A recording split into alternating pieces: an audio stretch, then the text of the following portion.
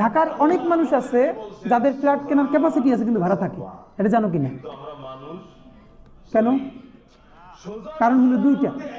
হিসাব করে সে সে যদি ফ্ল্যাট কিনে, ফ্ল্যাটে যদি লোন না দেখায় তাহলে তার অনেক বেশি পরিমাণ ট্যাক্স দিতে হয়। তো ট্যাক্স দেওয়ার পর সে যে পরিমাণ টাকা তার যাবে, এর থেকে সে যদি ভাড়া থাকে তার সেভিংস বেশি হবে ওই পরিমাণ ফ্ল্যাটে সে ভাড়া থাকলে। এই জন্য দেখবা বহু টাকার মালিকও সে লোন ছাড়া কেউ, বাংলাদেশের আইনি কাঠামোই এমন, তুমি একদম খুব সহজ সরল মানুষ যে ভাই আমার টাকা পয়সা আছে আমি লোন করবো কেন, আমি ঠিক আছে 80 লাখ টাকা দিয়ে ফ্ল্যাটটা কিনে ফেলবো।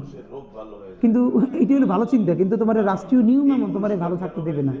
তোমার উপর ভ্যাট তৈরি হবে যে কত পার্সেন্ট তুমি হিসেবে করবে না। আর যেই দেখাবো যে আমার 15 বছরের লোন, এই লোন দিয়া এই 15 বছর তোমার ভ্যাট ট্যাক্স মওকুফ, এরপর থেকে তোমার ভ্যাট ট্যাক্স বাড়তে থাকবে। অনেকে দেখবা ঢাকায় বিল্ডিং করে বাইরে প্লাস্টার করায় না,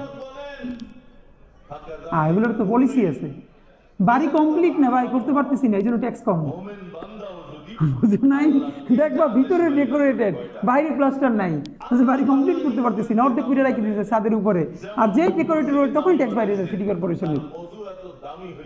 এই জন্য হইলো তুমি যত লোন দেখাবা তখন তোমারই কমবে। এই জন্য হলো রাষ্ট্রের তো কিছু জায়গায় মানুষ ভালো থাকতে চাইলেও পারে না, কারণ লোন নিয়ে নিয়ে দেখাইতে হয় যে এই আমার লোন আছে আমি এটা চালাইতে পারতেছি না।